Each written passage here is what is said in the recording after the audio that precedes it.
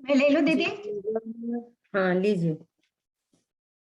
जीवं जीवं दौवं चिणवरवसहेण चेण अणिदिष्टं देवीन्दविन्दवन्दं वन्दे तं सर्वदा शिरसा। बहुत बढ़िया। द्रव्य संग्रह जी ग्रंथ और अपनी दूसरी गाथा चल रही है और गुरुदेव श्री के प्रवचन के माध्यम से अपन स्वाध्याय कर रहे हैं। और इसमें भी अब तक अपन ने 2 अधिकार की चर्चा हो गई अपनी। सबसे पहला क्या है? जीव। जीव जो जीता है, अपने चैतन्य भाव प्राण से जीता है, सो जीव है। और उपयोगमयी है, तो उपयोग की चर्चा हो गई। हाँ जी। की चर्चा 3-4 नयों से चर्चा आई है ना। शुद्ध निश्चय न से जीव उपयोग स्वरूप है और अशुद्ध न से छायोपशमिक ज्ञान वाला है। और छायोपशमिक ज्ञान के भी 2 एंगल, या अज्ञान रूप अशुद्ध पर्याय भी ले सकते हैं और सम्यक ज्ञान रूप अपूर्ण पर्याय को भी यहाँ घटित कर सकते हैं। और चौथी बात आई कि केवल ज्ञान आदि जो छायक भाव हैं उनसे अभेद करके द्रव्यार्थिक न से जीव केवल ज्ञान केवल दर्शन वाला है ना। इस तरह से अपनी चर्चा हुई आई। और लास्ट में बहुत बढ़िया बात आई थी कि जीव उपयोगमय है। इसका अर्थ ये है कि जीव को जो कुछ भी ज्ञान होता है वो स्वयं के ही कारण होता है। उस ज्ञान में पर द्रव्य को निमित्त तो भले कहा जा सकता है, लेकिन पर द्रव्य के साथ और ज्ञान के साथ कोई कर्ता कर्म संबंध नहीं कि मुझे ज्ञानावणी कर्म के क्षयोपशम से ज्ञान हो रहा है या ज्ञानावणी कर्म के क्षय से केवल ज्ञान उत्पन्न होता है। ये निमित्त सापेक्ष कथन जरूर हैं, लेकिन इनमें कर्ता कर्म संबंध नहीं होता। मुझे प्रकाश से ज्ञान होता, जब अंधेरा होता है तब ज्ञान नहीं होता है ना। जब आंख बंद कर लेते हैं तब जानना नहीं होता, अंधेरे का ज्ञान होता है। इंद्रियों से ज्ञान होता है। मुझे उजेले से ज्ञान होता है, मुझे गुरु से ज्ञान होता है। उसने जीव को उपयोगमयी नहीं जाना। क्या बोला? इतनी सरल बात है कि एक गिलास में दूध लिया, उसमें चीनी डाली और चम्मच घुलाई तो दूध मीठा चम्मच से हो रहा है। मिठास चीनी से नहीं आई है, मिठास चम्मच में से आ रही है। जैसे माँ ऐसा बोले, उसमें चीनी डाल दी दूध में, अब वो पीने लगा तो मम्मी क्या बोली? अरे चम्मच तो घुला तब तो मीठा होगा। क्या बोली मम्मी?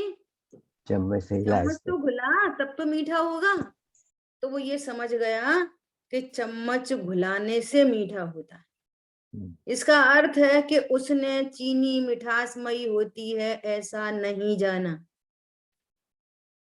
क्या? अरे कुछ किताब पढ़ो, गुरुजी के पास जाओ, थोड़ा लाइट ऑन करो, तब तो जानना होगा। बोलो कैसा चलता है लोक में और हमारा ज्ञान क्या बोल रहा है। अभी भी विचार कर लेना।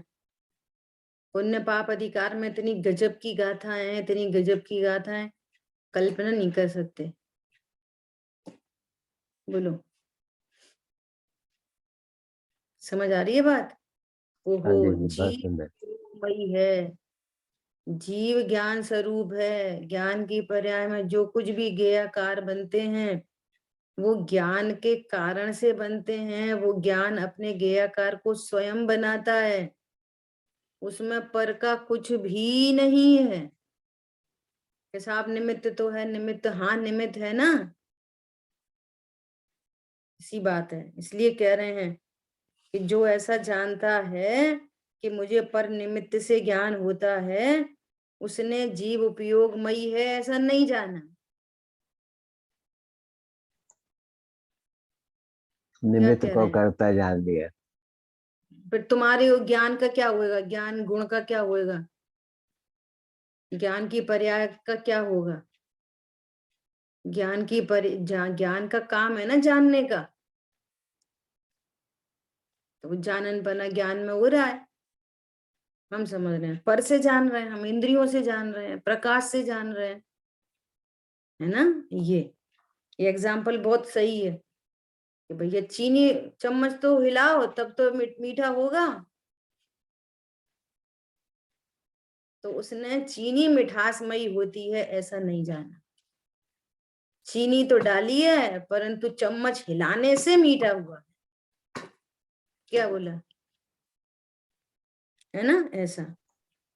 अब अमूर्त का वर्णन करते हैं। जीव का स्वभाव तो चिदानंद अमूर्तिक है।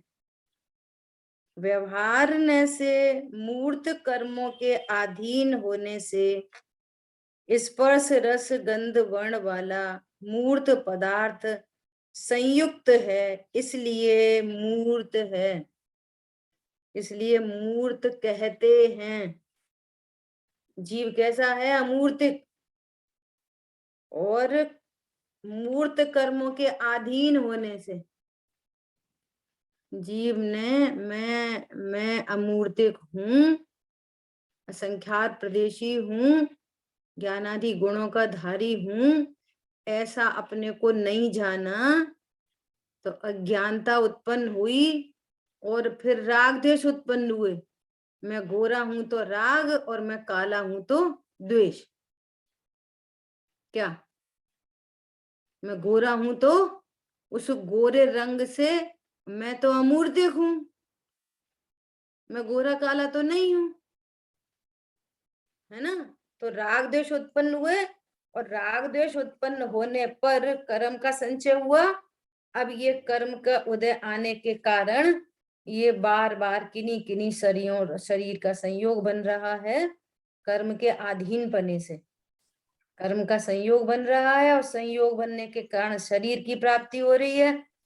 और फिर जैसे परिणाम है वैसा शरीर, कभी रंग बिरंगी तितली, कभी काला भोरा, कभी काला नपुंसक नारकी, ऐसा ऐसा। दीदी यहाँ शब्द है अधीन। अधीन का अर्थ हुआ कि साथ है, कर्मों का साथ है, क्या अधीन नहीं है। हाँ, तो वो इसीलिए तो व्यवहार ने ऐसे ऐसे ही बोला जाता है निमित्त के सापेक्ष, कि अपने स्वरूप को नहीं जाना। तो अब हाँ, कर्म के उदय में जो कुछ प्राप्त हो रहा है तो फिर कहेंगे कि ये कर्म के अधीन हो गया। अपन लोग व्यवहार में नहीं कहते, बच्चे की शादी हो गई, अब मम्मी बोलती है बेटा सुबह उठो जरा मंदिर वंदिर जाया करो, क्या करते हो? और पत्नी कहती है कि सुबह उठ के पहले न्यूज़पेपर पढ़ो, व्हाट्सएप करो, फेसबुक में देखो क्या क्या है। तो फिर माँ क्या बोलती है कि ये हमारा पुत्र तो बहू के अधीन हो गया। हाँ जी। इतना भाव, बेटा तो बहू का हो गया। तो बेटा बहू का होता है क्या? बेटा तो माँ का ही होता है, हाँ जी। बहू का तो पति है।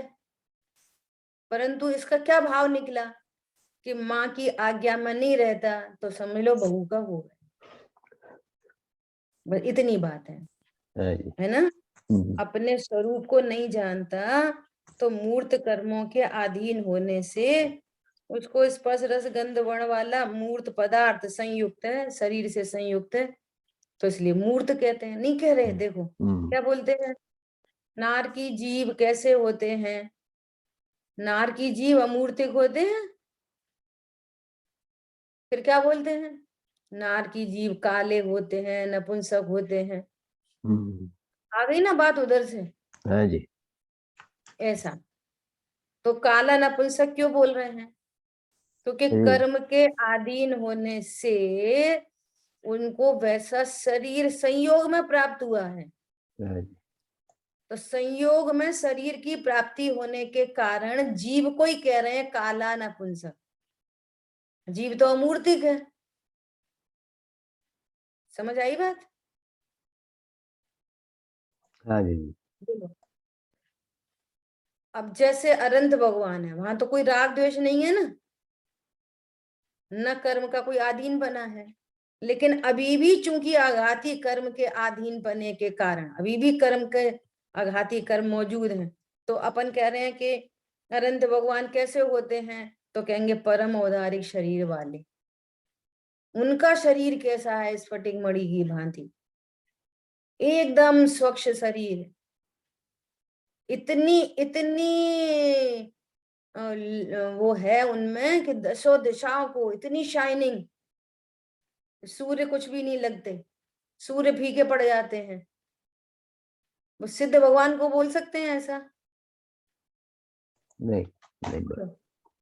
कर्म में नहीं है, कर्म नहीं है, शरीर नहीं है। तो जहां जहां कर्म की अधीन बना है, मतलब कर्मों का जहां जहां संयोग है, वहां वहां मूर्त शरीर का संयुक्त होने के कारण, संयोग होने के कारण उस जीव को मूर्त कहा जाता है, व्यवहारने से कहा जाता है। देखो, यह तो निमित्त का कथन है। गुरुदेव श्री कह रहे हैं आगे, मूर्त कर्म जड़ है, वे कोई जीव को जबरदस्ती पराधीन नहीं करते, परंतु जीव स्वयं स्वयं के स्वभाव को भूलकर जड़ कर्मों के अधीन होता है। बेटा बहू का हो गया, बस वही एंगल है। इसलिए मूर्त का संयोग है। उस संयोग अपेक्षा से व्यवहार से जीव को मूर्त कहा जाता है। सीधा सीधा एंगल है, बिल्कुल साफ सुथरा। नार की जीव कैसे होते हैं?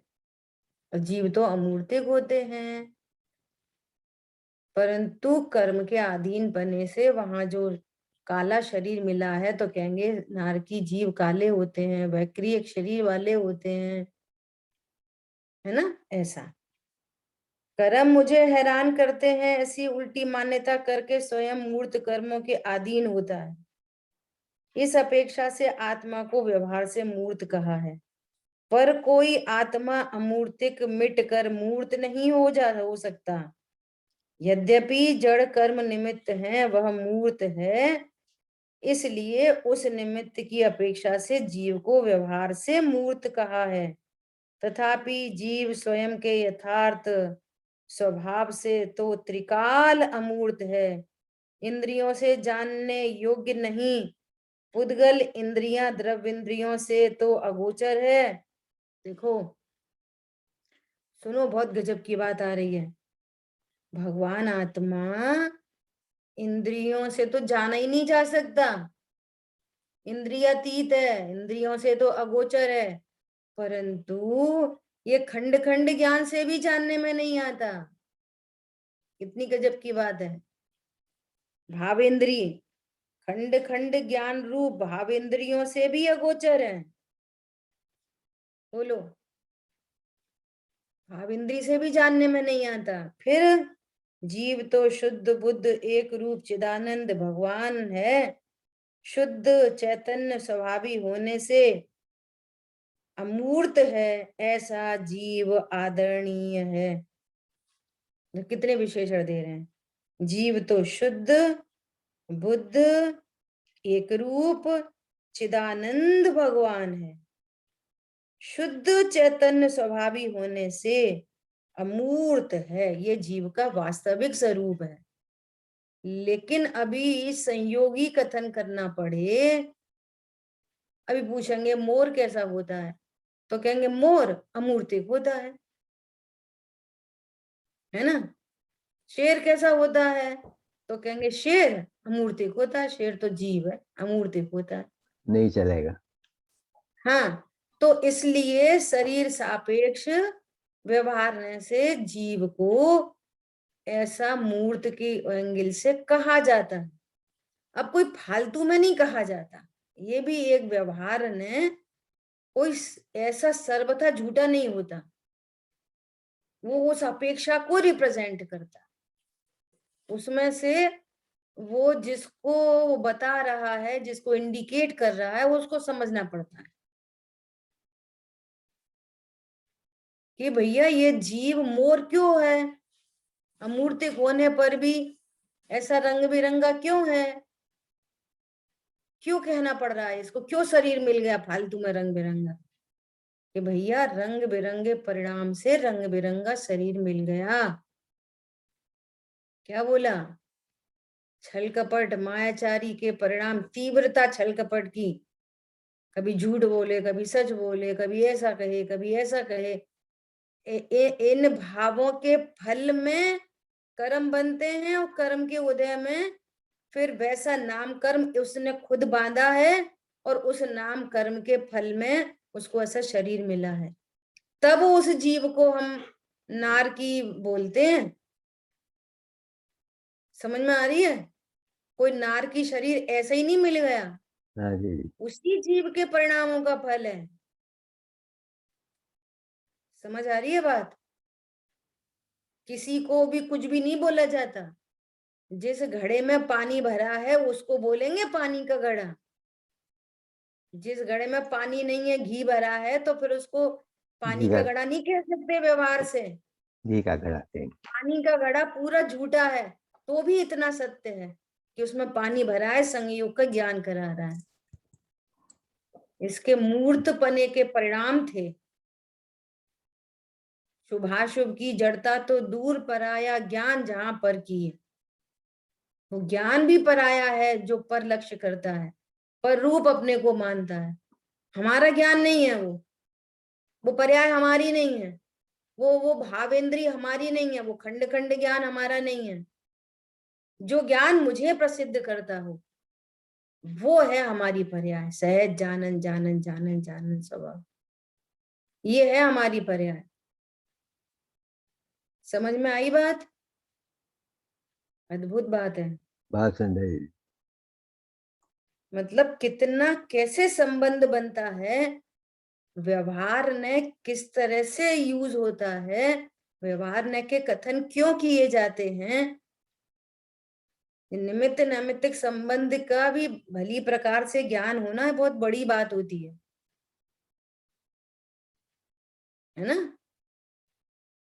देखो जैसे फॉर एग्जाम्पल, जैसे हमने आपको कुछ कह दिया, किसी को मारना, सताना, दुख देना हिंसा है ना? हिंसा की यह परिभाषा है। तो अब आपको दुख पहुंचा, आपको दुख पहुंचा, आपने बोला लो दीदी ने हमसे ऐसा बोल दिया। अभी सुनना बहुत ध्यान से, यहां से कुछ ऐसी बात हुई और आपको दुख पहुंचा, है ना? तो इसको क्या बोलेंगे? हिंसा है। अब उधर से इधर से, इधर से इधर बात करेंगे कि इनके परिणामों में दुखी होने की योग्यता होने पर दूसरे का कथन निमित्त है। ठीक है? निमित्त से तो दुख नहीं होता, आपकी पर्याय में योग्यता थी दुखी होने की, तो पर के कठोर वचन उसमें निमित्त थे। हाँ जी। क्लियर है? इसमें कोई दिक्कत नहीं है, नहीं है। है ना? अब कह रहे हैं कि अब ये जीव ऐसा बोले, हम तो निमित्त थे, ये दुखी हुए, हम क्या करें, हम तो निमित्त थे, निमित्त से तो दुख होता नहीं है, तो ये बाइज्जत बरी हो गया। तो कह रहे नहीं, इसकी सापेक्षता में तो आप बरी हो गए, क्योंकि ये अपने उपादान से दुखी हुआ है, आपके कठोर वचन से नहीं, कठोर वचन निमित्त है। लेकिन आप यहां जो कठोर वचन उत्पन्न हुए हैं वो ऐसे कषाय के भाव से उत्पन्न हुए। क्या बोला? यहाँ कषाय भाव है तब वो निमित्त बने हैं। समझ में आ रही है बात? तो ये भी फिर दंड का पात्र है। क्या बोला? प्लीज कषाय हुई है तब अनम्यूट कठोर वचन है। अनम्यूट करके दीदी को रिस्पांस दीजिए प्लीज। आ रही बात समझ में? हम्म। ऐसा सो निमित्त पे यहाँ मत दो कि करेक्ट। यहाँ कषाय है तब ये कठोर वचन है। तो कठोर वचन का पाप नहीं, ये कषाय है ना, ये कषाय से बंद होता है। भैया हम क्या करें, हमें तो इनके लिए निमित्त बनना पड़ा, इसलिए हमको कषाय हुई कि नहीं, एक द्रव्य दूसरे द्रव्य के लिए नहीं कुछ नहीं करता। आप अपने परिणामों से परिणमन कर रहे, ये अपने परिणामों से परिणमन कर रहा। आपकी परिणति में कषाय है तो फिर निमित्त की ओर, निमित्त को भी दोष है। कोई इसके लिए कोई निमित्त नहीं बनता, ऐसा सबका अपना अपना परिणमन है। अब दूसरे एंगल से बात करो, क्या अब यहीं पर मुनिराज है, यहीं पर अपन ने पुरुषा सिद्धि उपाय पढ़ा था। अब मुनिराज तो भाषा समिति के धारी, और फिर भी वो ऐसा कोई कठोर वचन बोल दें, क्या बोल दें, हे आत्मघाती दुरात्मन। लिखा है समय सार जी में, प्रवचन सार जी में, पशु की भांति विचरने वाले, हाथी की तरह मिला के खाने वाले। तो ये इन, अब हमें दुख हो रहा है ऐसी बात सुन के, तो फिर वो निमित्त बने कि नहीं, उनको उस बात का दंड होगा कि नहीं? अगर नहीं, उनका अभिप्राय मलिन नहीं है, इसलिए उनको झूठ का, कठोर वचन का दंड पाप नहीं लगता। मुनिराज गमन करें और कोई जीव उड़ के आ जाए तो उनको हिंसा का पाप नहीं लगता। इसलिए बाह्य क्रिया नहीं, ये परिणामों की बात है ना। निमित्त की तरफ से चर्चा की जाती है ना कि भैया संभाल के बोलो, संभाल के काम करो, संभाल के करो।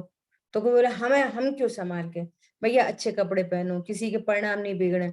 तो उसके परिणाम बिगड़ेंगे उसके उसके एंगल से, हमें निमित्त को क्यों कहते हो? तो तुम्हारे को खोटे कपड़े पहनने का भाव क्यों आता है? उसके परिणाम तो उसकी योग्यता से बिगड़ेंगे, पर तुमको ऐसे परिणाम कपड़े पहनने का भाव क्यों आता है? ये कुशील है अपने आप में। समझ में आ रही है? ऐसी सब चर्चाएं हैं। देखो अब अपन चर्चा कर रहे हैं, अब कर्ता का वर्णन करते हैं। 4th पॉइंट आ रहा है, जीवो उवोगमो अमुत्ति अब कर्ता। जीव अब कर्ता का वर्णन करते हैं। निश्चय से तो जी, अब ये प्रकरण बहुत समझने का, अपन गुरुदेव श्री की भाषा में आप समझ रहे हैं, और इजी होगा, और ये चीज एकदम पक्की होनी चाहिए। कर्ता क्योंकि स्यादवाद है ना, जैन शासन, अनेक अपेक्षाएं हैं, किस अपेक्षा से क्या बात कही जा रही है वो बहुत समझने योग्य है। बात सुंदर जी। हाँ, कोई क्लियर मतलब क्लैशिंग नहीं, संशय नहीं, विभ्रम नहीं, विपर्य नहीं, अपेक्षा समझना है। अपेक्षा समझ के ज्ञान एकदम रिलैक्स, ज्ञान एकदम रिलैक्स। शायद पिछली बार भी ये वाली बात बताई थी ना समय सार जी में निकाल के, जो नयों के स्वरूप स्यादवाद को समझकर जो ज्ञान निश्चिंत निर्भर होता है वो सम्यक ज्ञान है। स्यादवाद के की अपेक्षा को समझकर निश्चिंत निर्भर होना, ये बहुत बड़ी बात है। उस अपेक्षा को समझकर निश्चिंत निर्भर हो गया ज्ञान। और अपेक्षा नहीं समझोगे, कभी कर्ता कहते, कभी अकर्ता कहते, कभी शरीर का कर्ता कहते, कभी परिणामों का कर्ता कहते, कभी कहते हैं कि नहीं तुम अकर्ता हो, कभी कहते हैं कर्म का कर्ता हो। नए की क्लास तो अपन पढ़ ही चुके हैं, है ना। अभी भी यदि कोई बात क्लियर नहीं हो तो आप पूछ सकते हैं, ठीक है। देखो, निश्चय से तो जीव देहादि की क्रिया से भी रहित, देहादि की क्रिया, यहाँ देह रखो, यहाँ त्रिकाली ध्रुव भगवान आत्मा। निश्चय से जीव देहादि की क्रिया से रहित, शुभाशुभ की क्रिया से रहित, अब यहाँ कर्म और लगा दो, कर्म की क्रिया से रहित, निरूपाधि टंकोत्कीर्ण एक ज्ञायक स्वभाव है। कैसा है?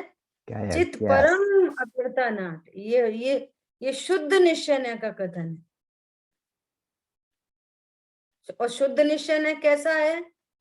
जो वस्तु का यथार्थ स्वरूप कहने वाला है। टंकोत्कीर्ण ज्ञायक भाव परम अकर्ता है, तो परम अकर्ता को परम अकर्ता देखने वाला, कहने वाला शुद्ध निश्चय है और परम शुद्ध निश्चय है। ठीक है, तो जब हम इस एंगल से पूरी वस्तु को देखेंगे, है ना, तो हमको परम अकर्ता दिखाई देती है वस्तु। हाँ ठीक है, वह राग आदि का या पर की क्रिया का करता नहीं। कौन? भगवान आत्मा। अभी सुनना, परंतु व्यवहार ने से मन वचन काय की क्रिया के कारणभूत ऐसे जड़ कर्मों का तथा शुभाशुभ भावों का करता है। परंतु व्यवहार ने से किसका करता है? शुभाशुभ भावों का करता है, और शुभाशुभ भाव से बंधने वाले इन दोनों में निमित्त नैमित्तिक संबंध है। द्रव्य कर्म, इसमें भाव भाव कर्म और द्रव्य कर्म में निमित्त नैमित्तिक संबंध है। यहाँ राग की उत्पत्ति अज्ञानता हो, अज्ञानता नहीं भी हो, राग उत्पन्न हो, राग हो और कर्म, राग कर्म को फेवरेबल कंडीशन प्रोवाइड करता है। क्या बोला? राग कर्म को फेवरेबल कंडीशन प्रोवाइड करता है। अब चूंकि ये पर्याय जीव में ही उत्पन्न हो रही है। अब जीव में मतलब त्रिकाली ध्रुव में नहीं, प्रमाण के जीव में। उत्पाद व ध्रुव युक्तम सत, जीव की पर्याय में उत्पन्न हो रही है, जीव में नहीं। तो फिर इस राग का कर्ता इसी जीव को कहेंगे, और राग के निमित्त से कर्म बंधे हैं, तो कर्म का कर्ता भी जीव को कह रहे हैं। कौन से नय से?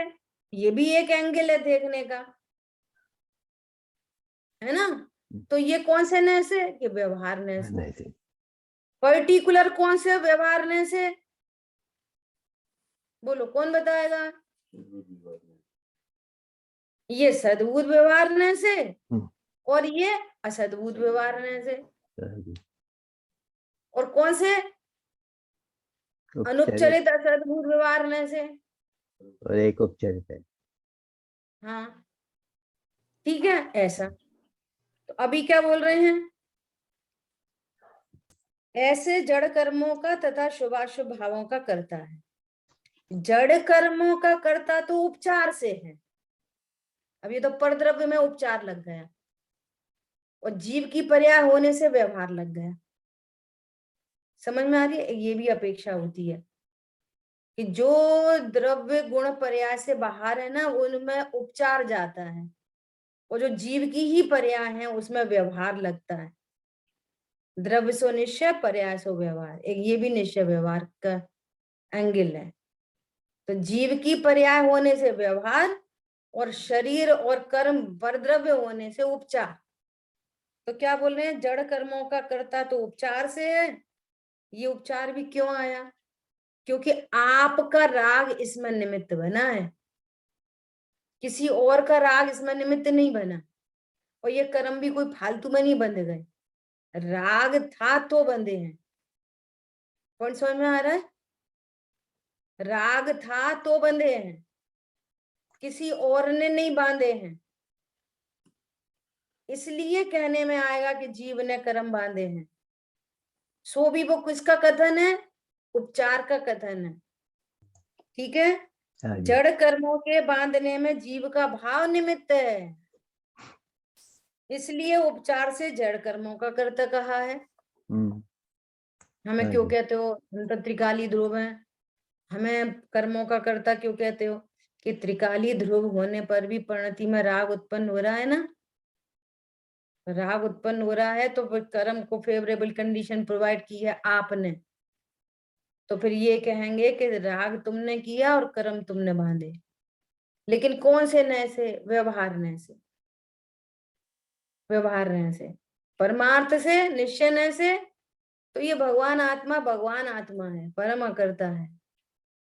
जो पर्याय भगवान आत्मा का लक्ष्य नहीं करती वहां राग की उत्पत्ति हो जाती है, और ये राग जीव की ही पर्याय में होने से व्यवहार ने से जीव का कहा जा रहा है, और उस ये फेवरेबल कंडीशन प्रोवाइड कर रहा है कर्म को, तो कर्म बंधे तो फिर कर्म का कर्ता उपचार से कहा जा रहा है। ठीक है, वास्तव में तो कर्म स्वयं से भिन्न वस्तुएं हैं, इसलिए जीव उसका कर्ता है ही नहीं, किंतु निमित्त नैमित्त की अपेक्षा उपचार से जीव को जड़ कर्मों का कर्ता कहा है। समझ में आ रही है बात? आपने बहुत अच्छा समझा। कर्मों को नहीं बांध सकता, लेकिन जीव ने उसको निमित्त प्रोवाइड किया है, इसलिए उपचार से कर्मों का करता है। अब सुनना शरीर की बात। अब कर्म के उदय अनुसार शरीर की प्राप्ति होती है। अभी बात हो गई ना, परिणाम हुए बहुत बहु आरंभ परिग्रह के, तो नरक गति का बंध हुआ शरीर ये, अब वैसा नाम कर्म, तो अब शरीर कैसा प्राप्त होगा? अकॉर्डिंग टू द्रव्य कर्म। अब द्रव्य कर्म का उदय वैसा शरीर। अब इन दोनों का निमित्त नैमित्तिक संबंध है, इन दोनों का संबंध, फिर इन दोनों का संबंध। इनडायरेक्टली बोलो थोड़ा घूम फिरा के, तो फिर परिणामों का ही संबंध बनता है। समझ आ गई बात? हाँ जी। ऐसा डायरेक्टली कर्म का और शरीर का निमित्त नैमित्तिक संबंध है डायरेक्टली, और इनडायरेक्टली फिर राग का निमित्त, राग से कर्म और कर्म से शरीर। भाव कर्म, द्रव्य कर्म और नो कर्म, ऐसा चक्र चल रहा है। ठीक है, जीव विकार करे तब कर्म बनते हैं, कर्म बांधने में जीव का विकार निमित्त है। इस प्रकार जीव निमित्त नैमित्तिक संबंध को भी न जाने तो वह अज्ञानी है। क्या बोल रहे हैं? जैसा वस्तु स्वरूप है सर्वोर से वैसा जाने। हाँ भैया, हम तो त्रिकाली ध्रुव त्रिकाली ध्रुव त्रिकाली ध्रुव, परिणति में होने वाली गलतियों को स्वीकार नहीं करे तो फिर निश्चयाभास के प्रसंग आते हैं। जानने की मनाही थोड़ी है, उस रूप अपने को अनुभव नहीं करो, बोलो हाँ मैं तो निष्कर्म ज्ञायक हूं, लेकिन प्रणति में राग है, हाँ है, स्वीकार है, पर्याय में है, मेरे में थोड़ी है। तुम पर्याय में भी स्वीकार नहीं करना चाहते हो, आकुलता हो रही है, स्वीकृति नहीं है, टेंशन हो रही है, स्वीकृति नहीं है। मिर्ची भरा तांबूल चबाते हंसते झूठी शान से। मिर्च लग रही है, शादियों में होते ना ऐसे प्रोग्राम, कुछ शादियों में दूल्हे के साथ में सब मस्ती मजाक करते हैं, दूल्हा भी ईगो में आता है, मैं बड़ा आदमी। अब कोई उसको क्रिटिसाइज करना चाहे तो वो क्रिटिसाइज होता ही नहीं है। समझ आ रही है बात? तो किसी ने उसको मिर्ची डाल के पान खिला दिया, उसको मिर्ची तो लग रही है लेकिन वो हंस रहा है। समझ में आ रही है बात? स्वीकार नहीं कर रहा कि हाँ मिर्ची लग रही है। ऐसी बात है, तुम आकुलित हो, व्याकुलित हो, तुम्हारे को ज्ञान की हीनता है, तो उत्पाद व द्रव्य युक्तम सत होता है, तो उत्पाद व्यय को स्वीकार नहीं करोगे? स्वीकार तो करना ही है ना, ज्ञान में वो सब जानने में आता है। कभी कहते हो अपने को अकर्ता जानो, कभी कहते हो कर्ता जानो। नहीं नहीं, पर्याय में जो उत्पन्न हो रहा है उसकी स्वीकृति करो, पर वहां पर मैंपना स्थापित नहीं करना। इसलिए बोलते हैं कि सर्व पर्यायों को गौड़ करके मैं तो भगवान आत्मा, गौड़ करके, अभाव करके नहीं, मैंपना त्रिकाली ध्रुव में और पर्याय का भली प्रकार से ज्ञान, नो प्रॉब्लम। क्या बोला? पर्याय का ज्ञान होने से कोई मिथ्या दृष्टि थोड़ी होते हैं। क्या बोला? पर्याय का ज्ञान होने पर तो और पता चलता है, ओहो पर्याय में अभी ऐसा ऐसा राग है, मुझे स्वभाव की दृष्टि करनी चाहिए, इसका अभाव होना चाहिए, तो वो स्वभाव की ओर प्रेरित करता है। जाना हुआ राग प्रयोजनवान है, वो प्रेरित करता है स्वभाव के लिए। खटकती है राग आदि प्रणति विकारी, विश्वास है शीघ्र ये भी मिटेगी। अब तुम राग को स्वीकार नहीं करोगे तो स्वभाव सन्मुखता की आवश्यकता नहीं है। देखो पुण्य पाप अधिकार में भी ऐसी बात चल रही है। क्या बात चल रही है? पूरा विश्व बोल रहा है पाप कर्म है और पुण्य धर्म है, बोलो। और यहाँ पर कह रहे हैं पुण्य भी कर्म है, वीतरागता धर्म है। शुभ भाव में धर्म मानना जिनमत में मिथ्यात्व कहा। अब बुद्धि काम नहीं करती ना, अच्छा अच्छा तो फिर पुण्य नहीं करना चाहिए। अरे करने धरने की बात नहीं चल रही है। उत्पन्न होता हुआ शुभ भाव को समझो, वो क्या चीज है।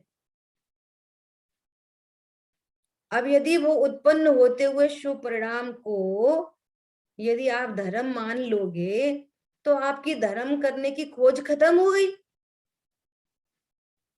क्या बोला? जी दया काम दान व्रत भक्ति पूजा आदि बस यही धर्म है। अब कहते हैं कि धर्म से सुखी होते हैं, सुखी तो नहीं है हुआ। ना?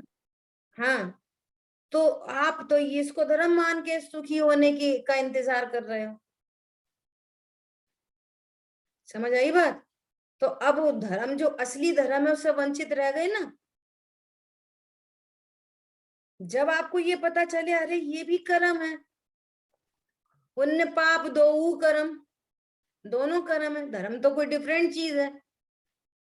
तब आपका ज्ञान अलर्ट होके पूछेगा प्रभु बताओ ये धर्म क्या चीज है, कैसे प्रकट होता है।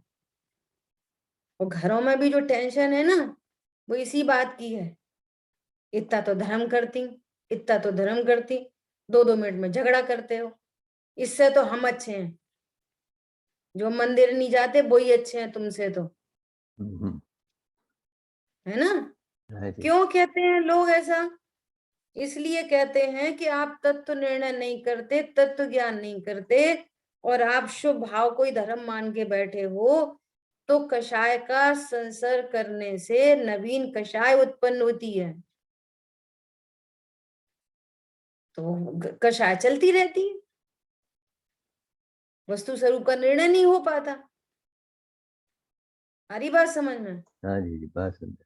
इतनी अद्भुत बात है। इसलिए यहाँ पर कह रहे हैं, क्या बोल रहे हैं? जीव विकार करे तब कर्म बनते हैं, कर्म बांधने में जीव का विकार निमित्त है। इस प्रकार जो जीव निमित्त नैमित्तिक संबंध को भी न जाने वह अज्ञानी है। राग द्वेष भी स्वयं की पर्याय में होते हैं, वह पर्याय भी सत है, वह कोई भ्रम नहीं है। जो उस पर्याय को नहीं जाने वो मिथ्या दृष्टि है।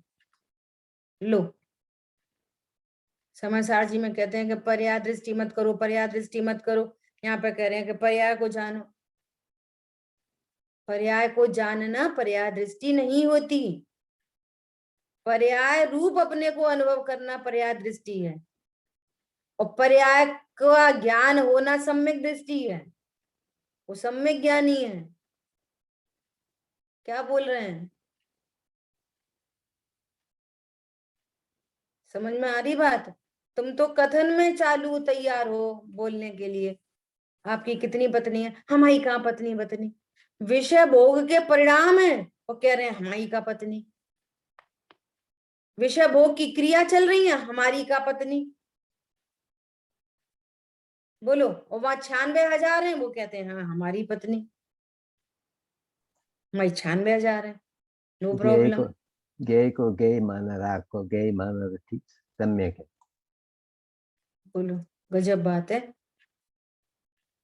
पर्याय भी एक समय का सत है, वह कोई पर के कारण नहीं है। और विकार त्रिकाल सत्य तो नहीं, वो त्रिकाल सत्य भी नहीं है। तुम मान गए हाँ भैया हम रागी हैं, हम द्वेषी हैं, हम रागी हैं, मरे जा रहे हम रागी हैं, अरे तुम कहाँ रागी हो, तुम तो भगवान आत्मा हो। वो राग की पर्याय जो एक समय की उत्पन्न हो रही है, वो राग कोई त्रिकाल थोड़ी ही है। देखो दो गलतियां, या तो राग को हम स्वभाव जानेंगे और नहीं तो हम राग को मानेंगे ही नहीं। एक बात बोलो, तो यहाँ कह रहे हैं राग की स्वीकृति करो और राग को त्रिकाल स्वभाव नहीं जानो। दोनों गलतियों की सुधार करो। राग की स्वीकृति राग के स्थान पर, मेरे स्थान पर नहीं। समझ आई बात? या तो हम, दृष्टांत है समझने के लिए, सफेद केला लेके आना है तो हम या तो फिर सारे छिलके वहीं पे शॉप पे उतरवा के अकेले के सफेद केले तुलवा के लाएंगे पॉलीथीन में रख के, और या फिर हम छिलका ही खाएंगे। ऐसी बात हो गई। दोनों ही बात बेकार है। कौन खाएगा वो केले जो दुकान से ही छील के और लेके आओगे छिलका के बिना का? कौन खाएगा उसको? कोई नहीं खाएगा। सब कंटेमिनेट हो गए, बेकार है एकदम। छिलके सहित केला को लाएंगे भी और छिलका हटाकर केले को खाएंगे भी।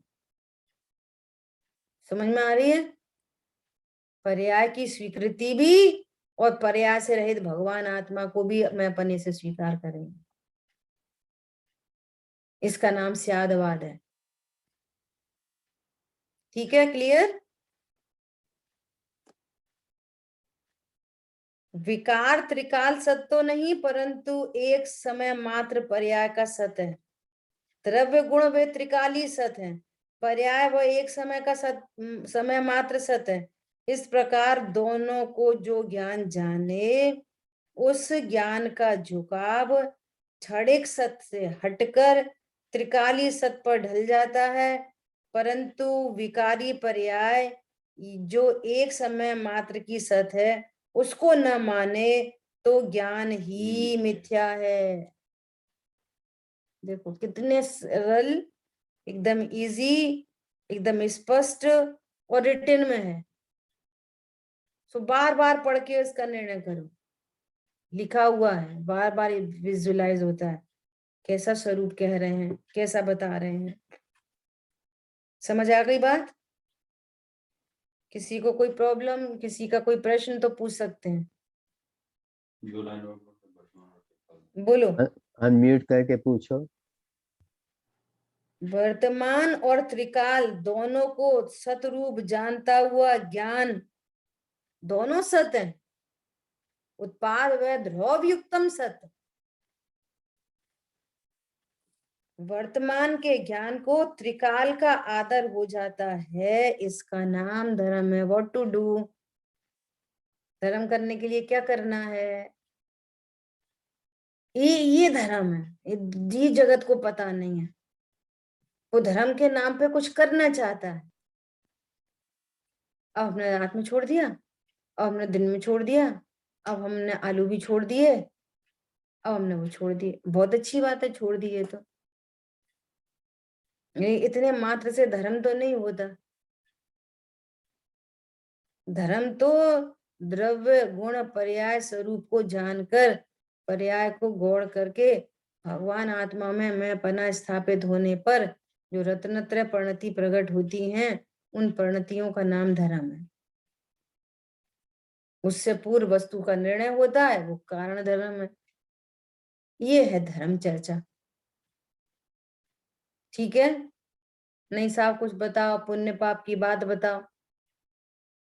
वो रावण ने पाप किया, मंदोदरी ने पुण्य किया, उनने धर्म किया।